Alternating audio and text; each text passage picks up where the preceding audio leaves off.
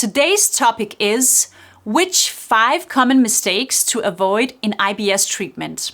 But before we start, if you in any way are benefiting from this content, please remember to click the subscribe button below and I will keep you updated with new upcoming videos that you will find interesting about IBS related issues.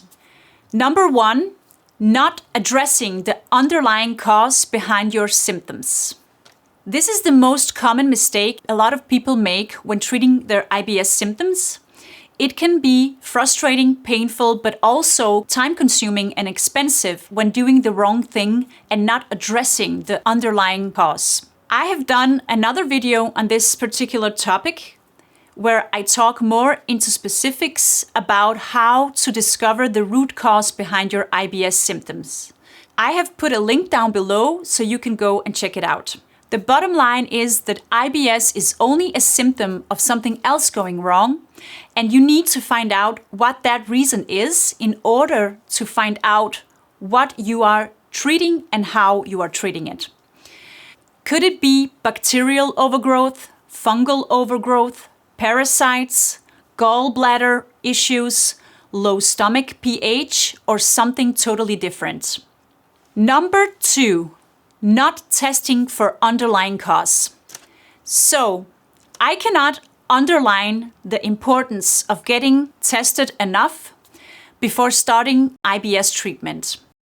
As I already mentioned, there can be various causes behind your IBS symptoms. The symptoms can occur in different regions of the gastrointestinal tract, which all have different functions in our digestive system and therefore require different treatment methods. It could be food allergies, bacterial overgrowth, damaged gut lining, or something else. A lab test would be able to either confirm or rule out many of these potential problems, thereby not only saving you time and money on treatments that don't work, but also not to overload your body with various mistreatments which could potentially damage your gut further. Number 3, avoid detox treatments. Usually, many of the detox treatments that are recommended are in forms of powder drinks, homemade smoothie remedies, excessive juicing, or similar. My recommendation is that you should stay away from any kind of gut detox treatments for IBS. Very often people who suffer from IBS also suffer from indigestion, malabsorption, and bacterial overgrowth, which often means that ordinary vegetables and fruits contribute to their chronic intestinal problems. In addition, the liver and the kidneys and the rest of our immune system already does a great job of cleaning and detoxifying harmful bacteria and substances in our bodies. So don't worry about detoxifying the gut, but instead focus on the right nutrition that can help bring your gut flora into balance. Number 4, avoid FODMAP stacking. So, as you probably already know, high fermentable foods, the so-called high FODMAPs, are commonly recommended to be eliminated from the diet in the IBS treatment. Even though one could argue whether it is necessary to fully eliminate such foods from the diet during IBS treatment, I would say that FODMAP stacking is a total no-go.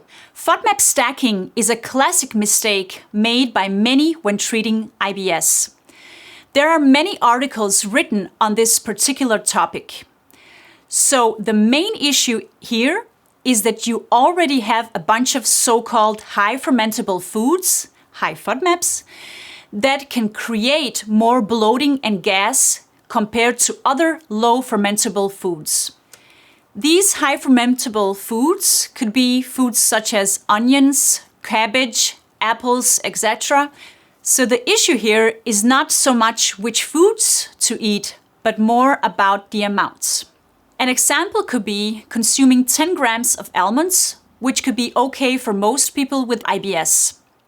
But if you exceed this limit, you may risk a stacking of the so-called high FODMAPs and thereby increase the risk of flatulence in the gut.